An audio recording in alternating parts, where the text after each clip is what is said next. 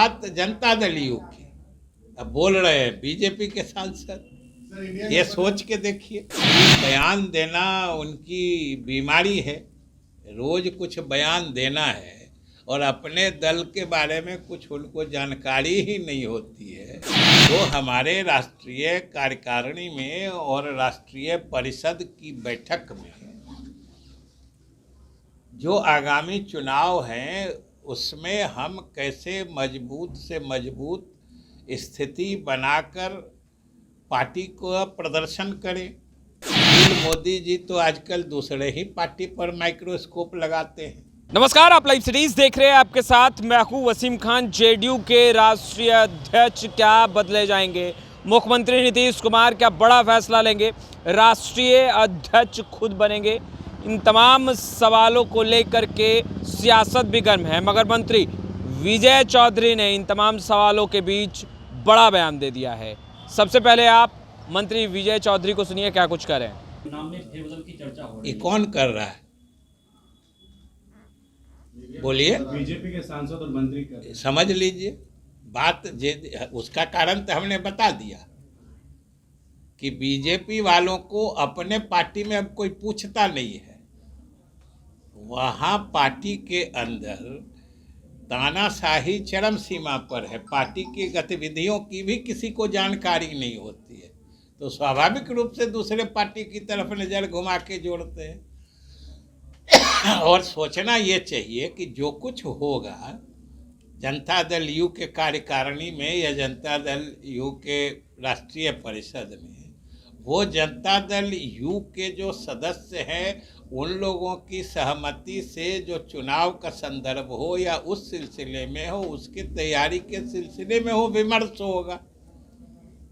तो है बात जनता दल यू की, अब बोल रहे हैं बीजेपी के सांसद। ये सोच के देखिए, सुशील मोदी जी की स्थिति कुछ दूसरी है। सवाल है अपने दल के बारे में उनका कोई बयान आप पिछले 2 साल से सुन रहे हैं, इससे आपको क्या लगता है कि उनकी स्थिति अपने दल में बिल्कुल खराब या सतह से नीचे चली गई है?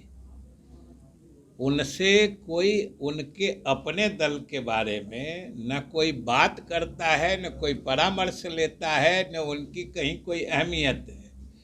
तो स्वाभाविक रूप से,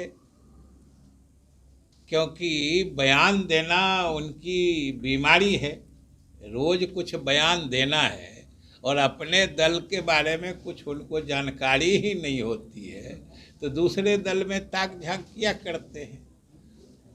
और हम लोगों की जो राष्ट्रीय परिषद की बैठक है या राष्ट्रीय कार्यकारिणी भी है, दोनों बैठक 29 तारीख को है दिल्ली में, और ये लंबे समय से ड्यू हो गया था और सब लोग जान रहे हैं कि सामने लोकसभा का चुनाव है, फिर उसके बाद विधानसभा का चुनाव है। तो हमारे राष्ट्रीय कार्यकारिणी में और राष्ट्रीय परिषद की बैठक में जो आगामी चुनाव हैं उसमें हम कैसे मजबूत से मजबूत स्थिति बनाकर पार्टी को प्रदर्शन करें, इन मुद्दों पर विमर्श होगा।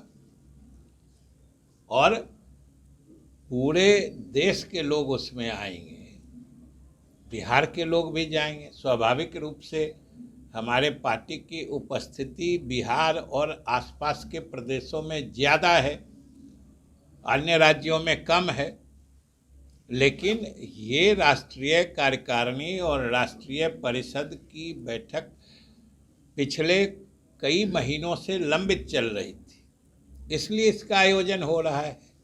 तो ये तो अति स्वाभाविक बात है। इसमें इतनी सारी चीज़ों को खोजना, या सुशील मोदी जी तो आजकल दूसरे ही पार्टी पर माइक्रोस्कोप लगाते हैं, क्योंकि अपनी पार्टी में तो जो बड़ी चीज़ें, स्पष्ट चीज़ें होती है, उनसे भी कोई उनको मतलब रखने देता नहीं है।